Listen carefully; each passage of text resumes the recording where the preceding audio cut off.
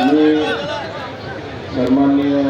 राज्याचे मंत्री उदयजी सामंत साहेब यांना विनंती करतो की त्यांनी आपल्या भावना इथं प्रकट कराव्या.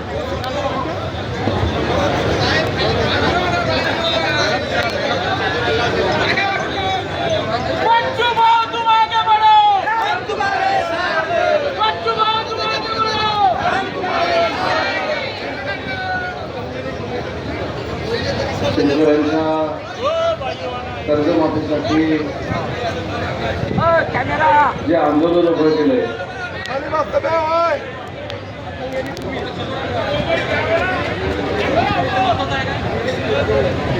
ते आपले सर्वांचे